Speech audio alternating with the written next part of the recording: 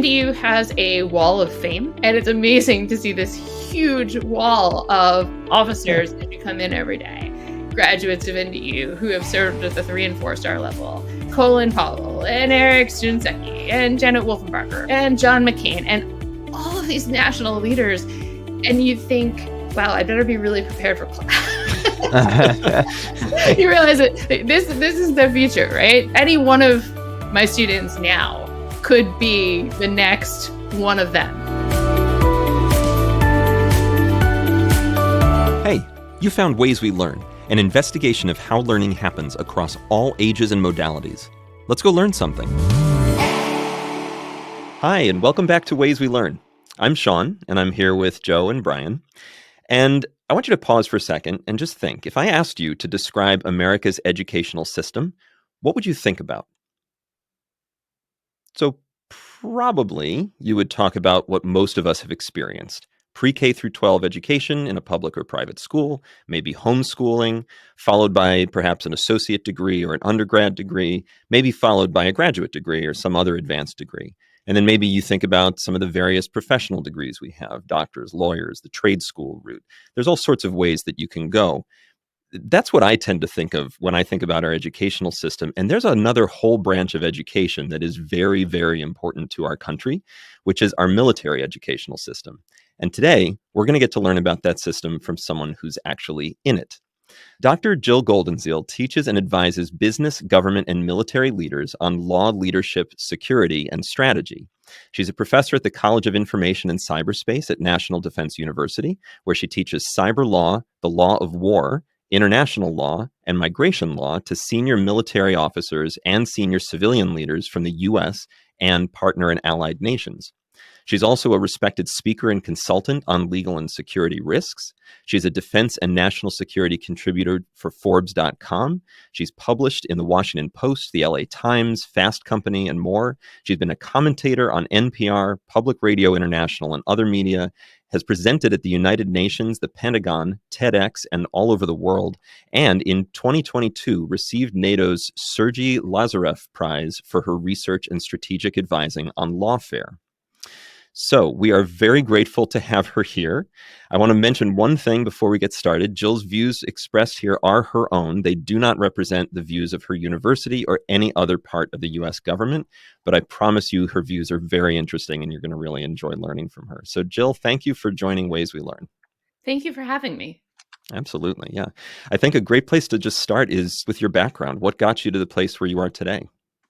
I finished my PhD at Harvard in government in 2012, and I was on the faculty there for a few years and part of a think tank, internal think tank at the Harvard Kennedy School called the Belfer Center for Science and International Affairs.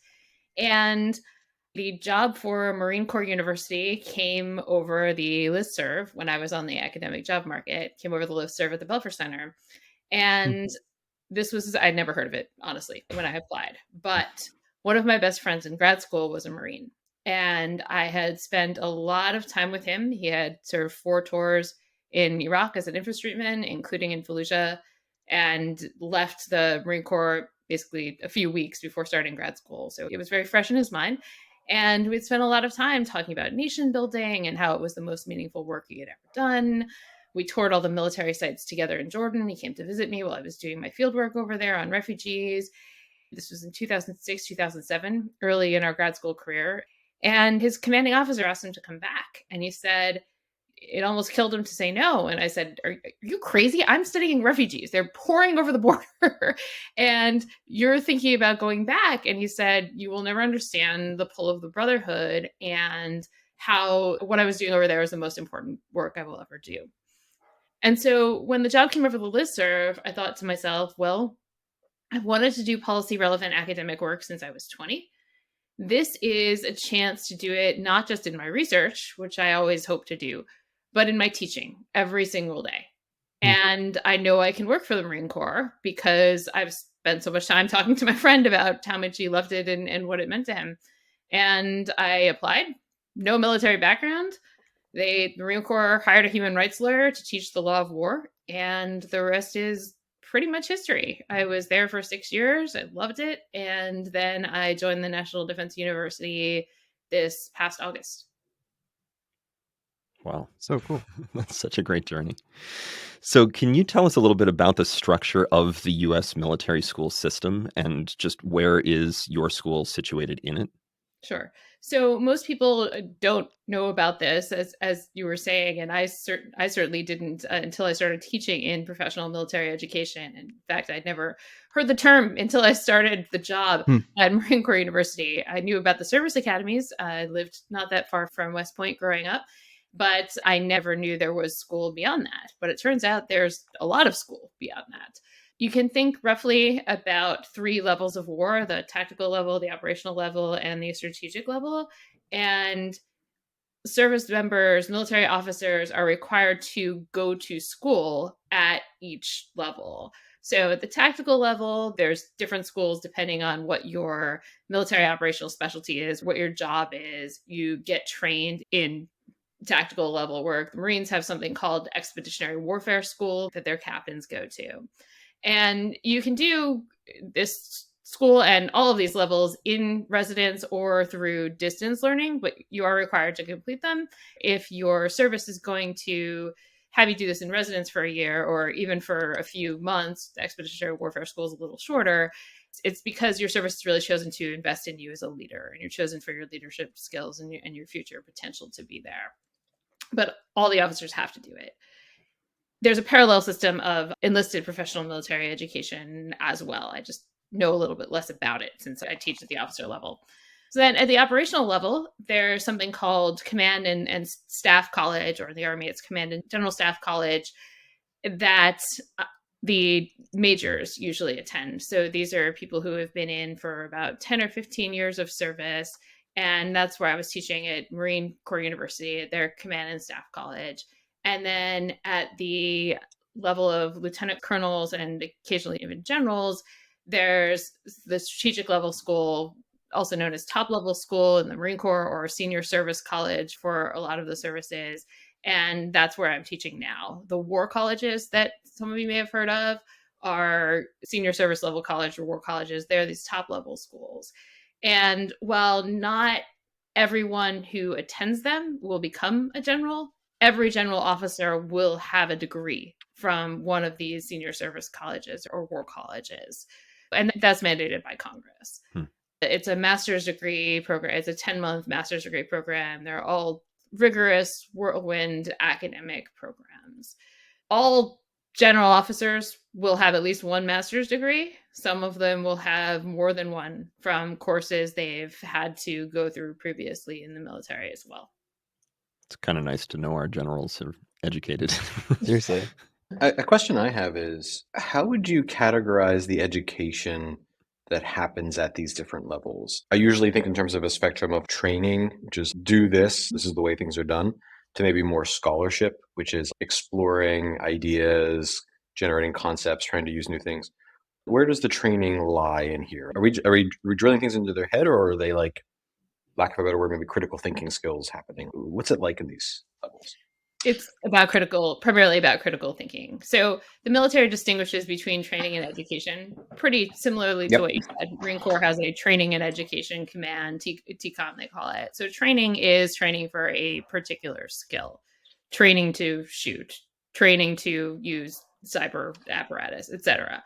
Education is more just that: critical thinking, learning to be able to ask the questions you need to know in order to have the awareness and have the skills to interact on the battlefield and interact with policymakers and make sure that what is actually happening on the battlefield aligns with national level policy and strategic objectives.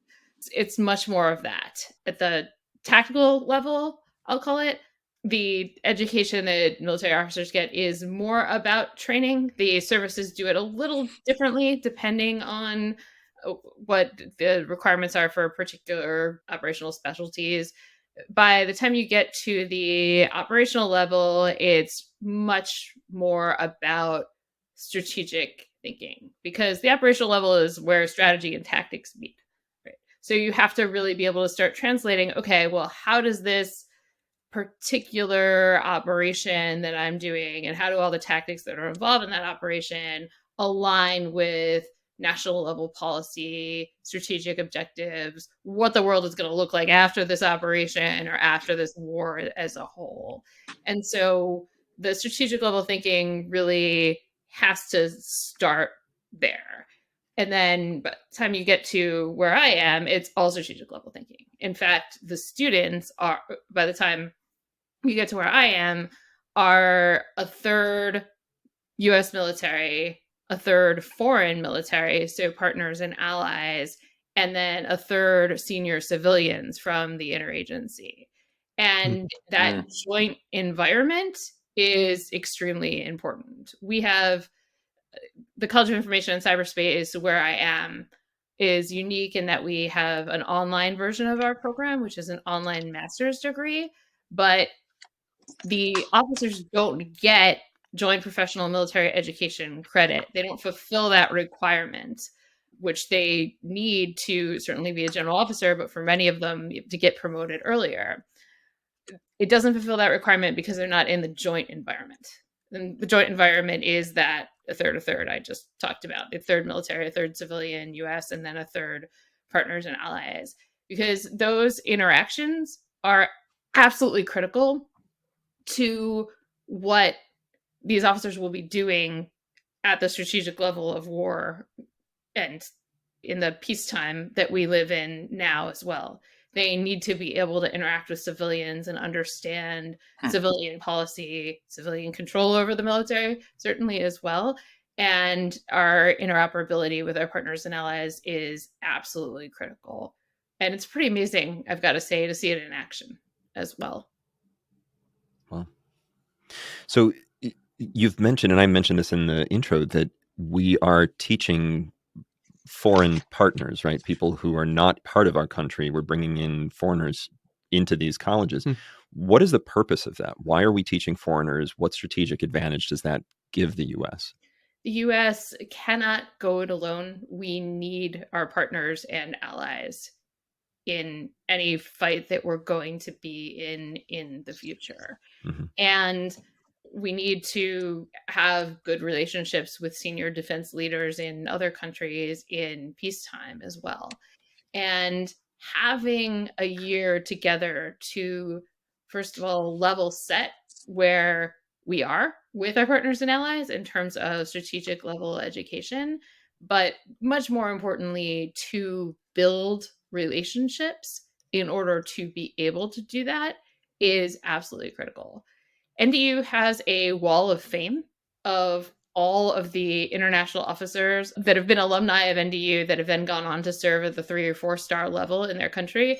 And it's amazing to see this huge wall of officers as you come in every day. And then you pass that and you get to the wall of American graduates of NDU who have served at the 3 and 4 star level. And there's Colin Powell and Eric Stunsecki and Janet Wolfenbarger, who was the first 4 star general in the Air Force, and John McCain, and all of these national leaders. And you think, wow, I better be really prepared for class. You realize that this is the future, right? These are the any one of my students now could be the next one of them, right? Yeah. And any one of the international students can go on and be the Secretary of Defense in their country within even the next few years. So it's pretty incredible to see how that all comes together. I'll give one other anecdote. Our international students are required to take an American Studies elective and to really talk about all of the critical social issues facing American society. And they travel as well. This is all the international students at NDU North Campus. They travel to Boston. They travel to New York. They travel to the Deep South. They went to, I believe, Tennessee and Texas, and they go to California as well. They even went to Hawaii, actually, over the course of this past break. And they have difficult conversations about race, about gender, conversations that would be really difficult for Americans to have in any classroom. And they need to wrap their head around it based on their own cultural backgrounds and interactions as well. And the stories I had heard coming out of that class are just incredible. as to the types of questions that are asked and the depths of the conversations that are had. We had an event yesterday, and one of the international students described that class as absolutely life-changing and Wow. applauded our courage, American courage, in just really putting ourselves out there with all of our strengths and weaknesses and complexity for the international students to see. Wow. And I mean, in the military, there's a saying that's somewhat flippant about, yeah, we've got to show them what freedom looks like. So there's something actually to that, because we have allies from all over the world, from countries that we think of as authoritarian regimes, where some things, say LGBTQ rights, are taboo in their countries, and they're brought here, and they have to have these deep, tough conversations. Sometimes they have to have these deep conversations with countries that might be our allies, but that aren't necessarily ones that they're used to dialoguing with and having conversation with, or maybe don't even have formal relations with. And incredible things happen in those classrooms. And I think it makes me, when I see it, it makes me hopeful that, you know what, maybe we're not going to have to have that next fight. Maybe we're not going to devolve into a world where it's every country for themselves again, because we have people having real relationships and tackling these tough issues together. And these are people in leadership positions that can make real change. Wow. How are you building that level of comfort with students amongst each other, and then also with you as a professor? It seems like a difficult challenge.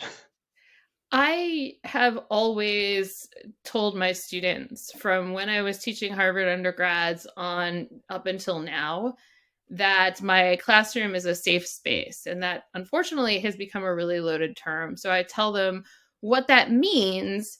I swear I said this to 18-year-olds when I was teaching at Harvard, because you might laugh in a minute. What that means is that no one will hold anything you say in here against you in your Senate confirmation hearings. Now I'm dealing with people for whom It's a different, it's a thing that actually is true for your audience. It's funny. Not necessarily so far off. And I really try to set that tone. I also try to set that tone myself by telling them that I accept pushback and that they can tell me that I'm wrong. And there are certainly areas that they know more than I do. We're all peers at this level. At the National War College, which is one of the 4 colleges at NDU, they make a point of everybody, the professors as well, being called by their first names, because at this level, we're all peers and we need to be treating each other as peers and learning from each other. It's an academic environment. Rank does not matter in the classroom. The students certainly abide by that rule in my classroom.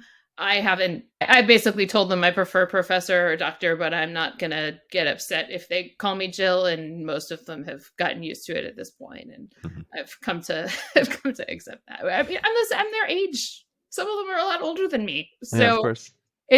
It seems silly to draw that distinction. Most of them understand that we are all peers at this point and should be treating each other as such.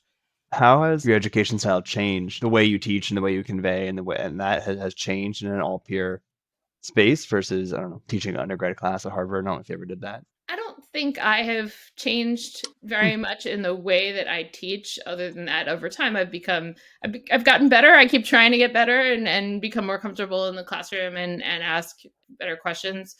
I think that there's just a certain level of expectation and maturity that you have with different types of students. I've taught undergrads, I've taught law students at multiple universities, and now I've taught students at different levels of the military as well. And I think the fundamentals of drawing people out in a seminar discussion are there.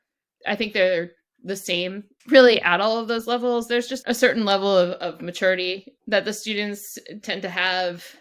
They're willing to speak from their experience.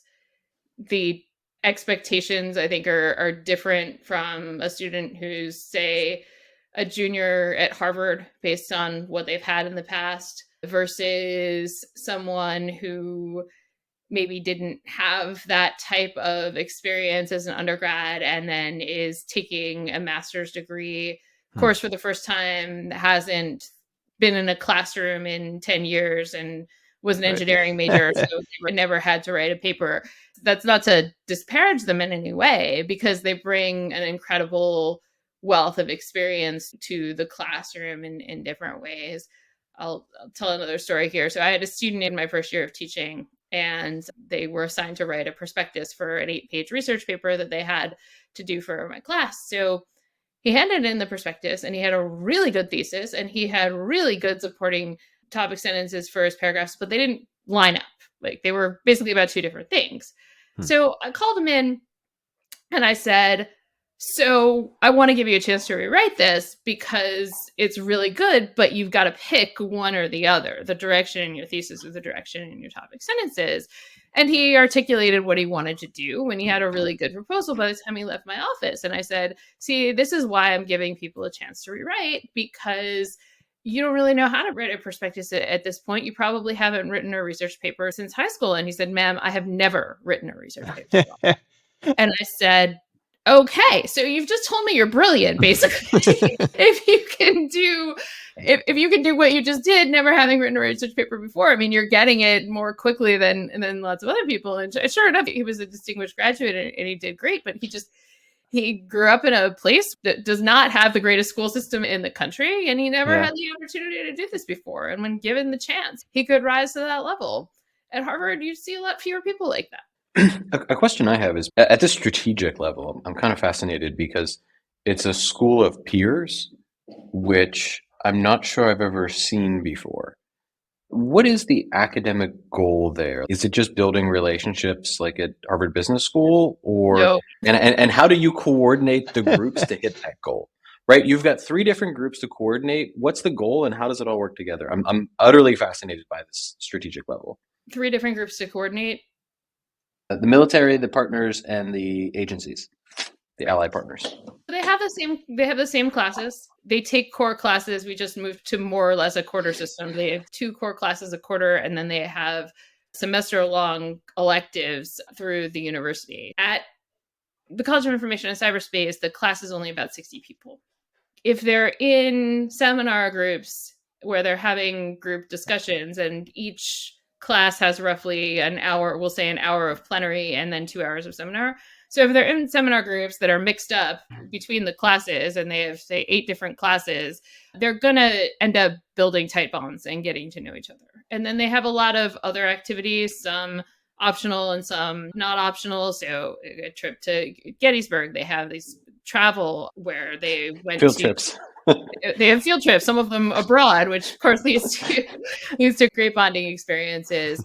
We do Chile night, and then there's international students event where there's 83 countries represented at NDU, I believe, and they all bring food from their different countries. I think their embassies Very cool. sponsor some of this, and that is absolutely fabulous. And then each school has a student lounge where students throw informal events. There's a Halloween event. There's a holiday party. So there's a lot of different opportunities for students to really be able to bond and get to know each other. There's no difference between the core coursework that the 3 groups of students get. The only differences come in the electives, in that the international students have to take the American Studies concentration. And I think that counts for 2 of their 3 electives, whereas the American students have more of a choice to concentrate in other things. And then there's some travel that's different as well, because there's more travel that's part of that American Studies elective. And then occasionally the American students are in briefings that are not for foreign students. In order to have that part of the education, which is mandated, or at least for College of Information and Cyberspace by Congress, sometimes we have to separate them a little bit. But for the most part, everything's together, and we are small enough that naturally a lot of those relationships happen over time. I think that it works the same way in other colleges. The colleges that are larger, it's just there's more people, so you don't get to know quite as many of your classmates in the same way. Right. It's so interesting learning all about this. This is so cool. I want to ask, so you specialize in lawfare, which is probably not a term that many of us have heard who are listening to this podcast. And I wonder, can you just describe what that means and why that's something that's actually important to teach? So, lawfare is simply defined as the use of law as a weapon of war. It's the purposeful use of law to affect a strategic, operational, or tactical objective against a particular adversary, or the use of law to legitimize one's own strategic or military objectives or delegitimize an adversary's. And the term first came into the American Legal Academy back in 2001 when then Colonel, actually, later Major General Charlie Dunlap, who's one of these amazing individuals who could seamlessly transition from that to being a professor at Duke Law School, saw how violent non-state actors were using things like human shields against the US and said, this is going to define the future battlefield because they're exploiting our law abidingness, our compliance with the law of war, and using it against us. And since then, our adversaries, particularly Russia and China, have been using it in a much more sophisticated way against the US. And for China, it's actually one of their three warfares, which are three pillars that underline their influence warfare strategy and their military strategy overall. The US, at least until a couple of years ago, didn't have anything comparable. I mean, we certainly haven't had anything in our military doctrine since 1963 like China has. And then my work has helped inspire the US Indo-Pacific Command to have a counter lawfare program to counter some of the work that China is doing in this area to really advance its own strategic aims and delegitimize ours. And I was just in the Philippines for a month supporting a Marine unit on lawfare and information operations as well. So it's something that I think we're going to be hearing more about as a population outside the military, and certainly that our military is becoming more and more engaged with, say, out of necessity, but also because it's an important capability for the US as well. So thinking about just how this functions, right? It's functioning as a school. It's just not the school isn't the kind of school exactly that we're all used to necessarily. But one of the things that we think a lot about in education, in the civilian world at least, is assessment and how do you assess whether someone's learned something. And so I'm just curious, how do you assess learning in a military college? Because there's a lot of real world experience that potentially you could evaluate. But prior to getting to that real world experience, how are you dealing with assessment? The military likes to standardize everything, and in this case, this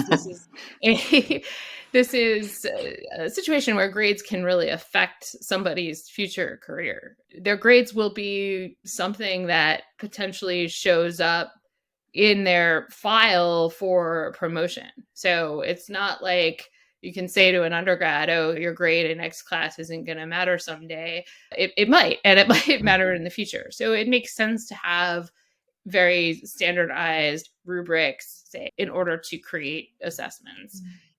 We have particular language that we use in terms of the simplest thing that we grade on for part of the grade. It's not the main part of the grade because we're at the strategic level, but say grammar. So is your writing in standard English? Are there typos that distract from the quality of the overall argument, et cetera? And there's specific language of the different standards of, okay, so for an F paper, obviously it wouldn't have standard English, but for an A paper, it would be exemplary and polished and not have any typos distracting overall and be something that could be handed to a senior leader with minimal or no revision.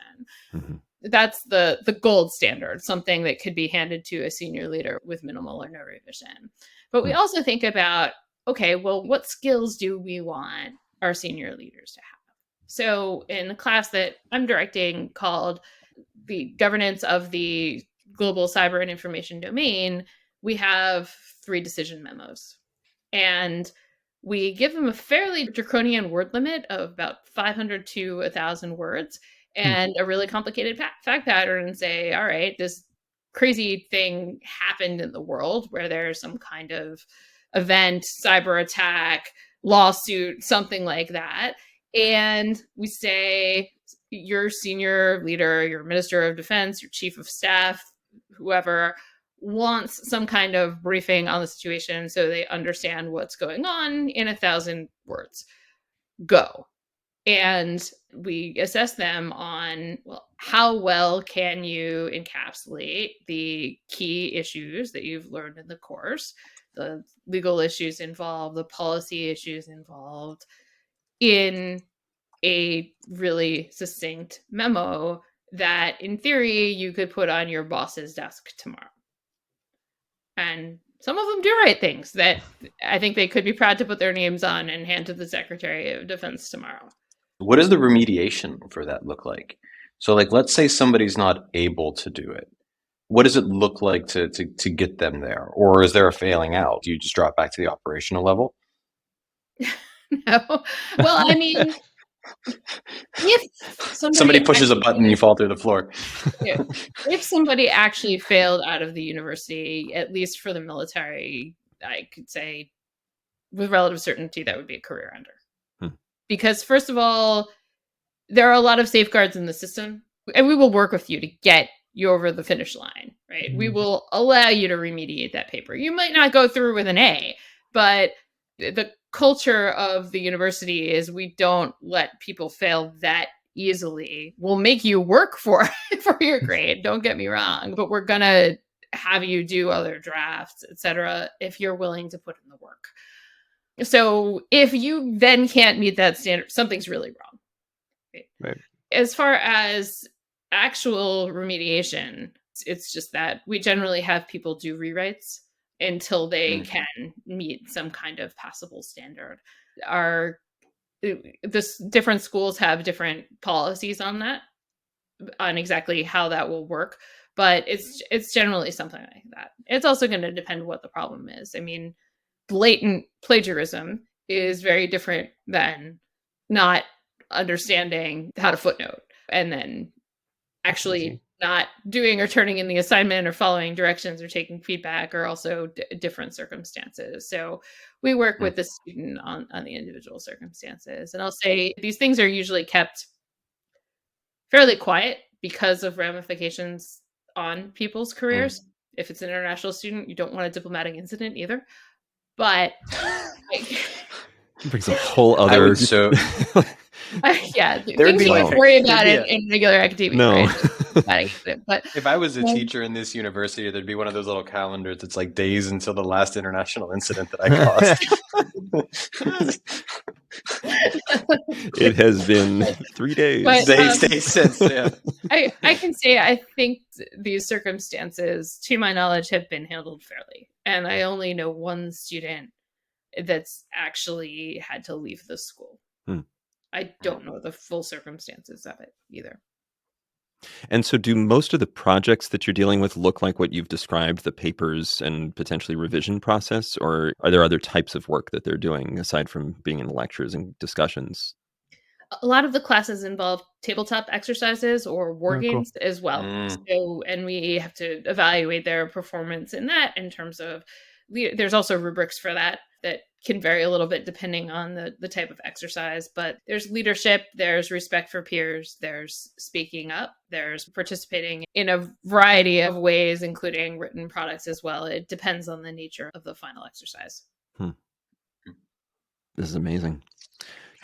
So the teaching that you're doing obviously is somewhat related to current events. You're thinking a lot about it, as you've said. And can you share any examples that you're able to share of times that your teaching intersected with the current events and how that was brought into the classroom and how that affected you and your relationship with the university and the students and what you did with that thing that was going on?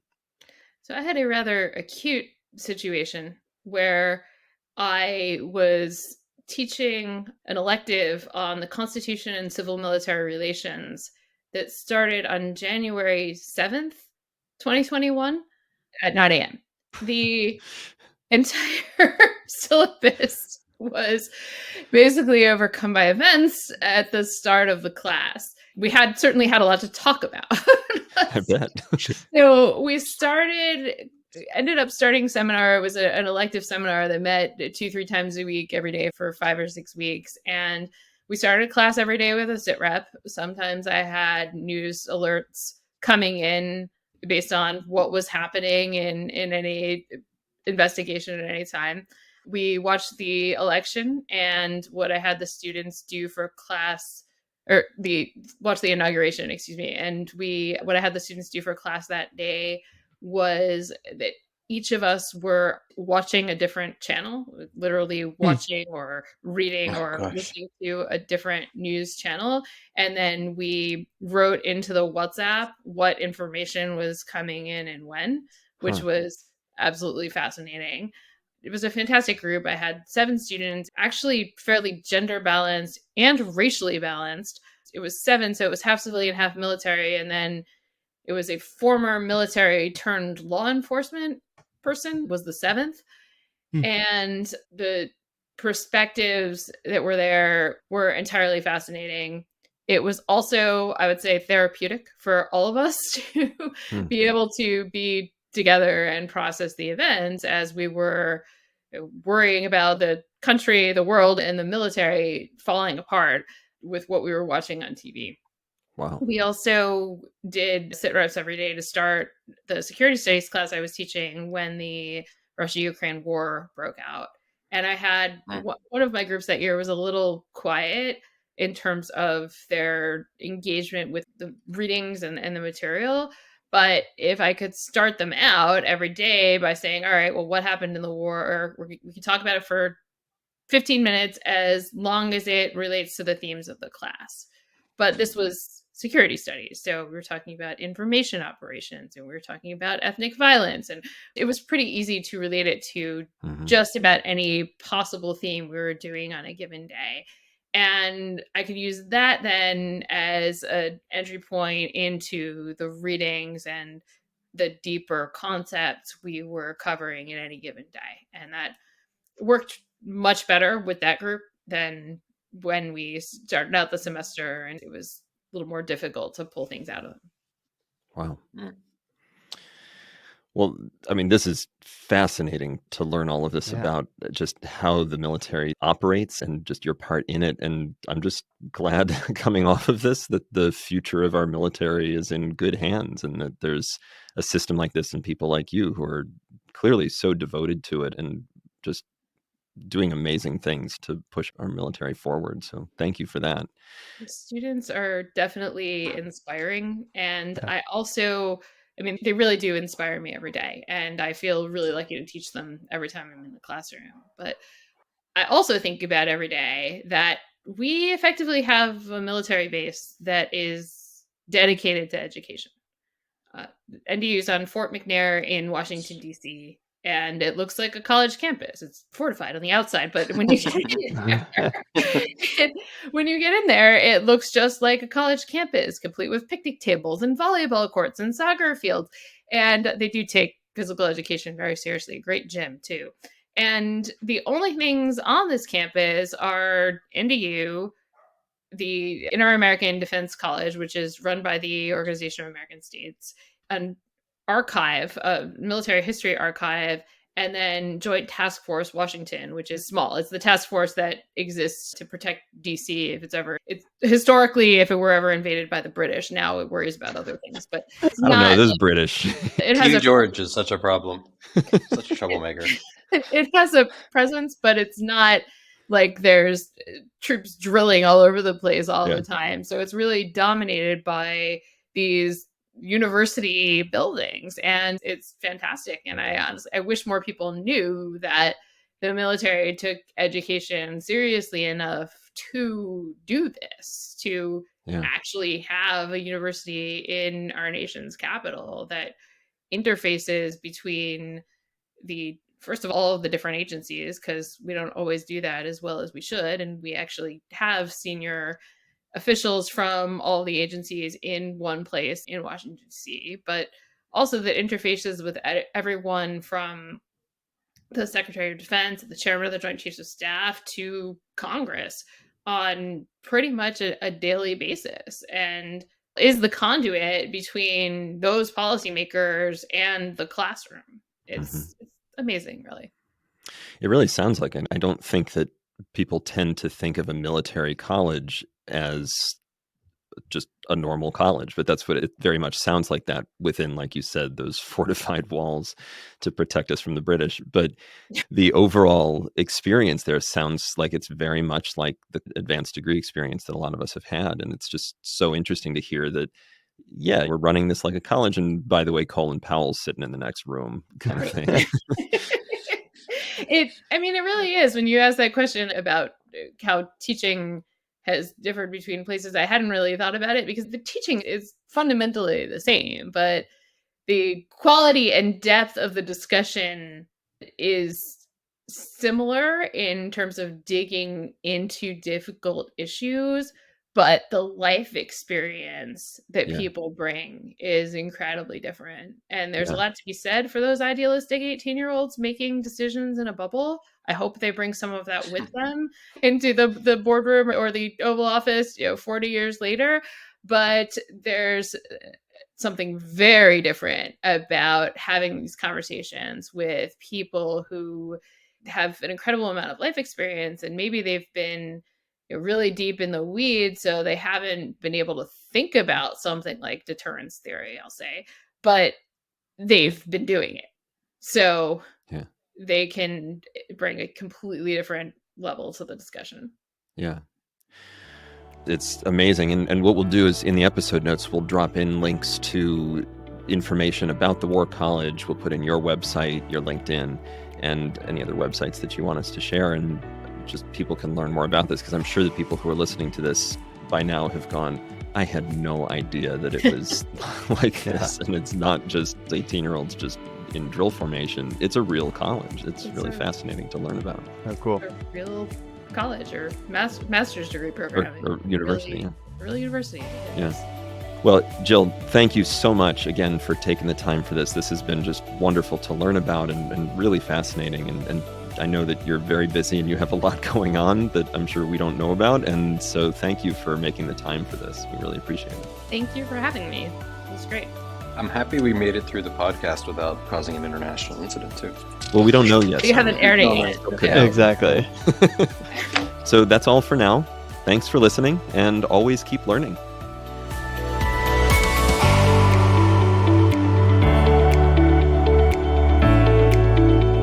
Did you learn something just now? Get the full episode of Ways We Learn wherever you get your podcasts. And while you're there, we'd love to get your rating or review.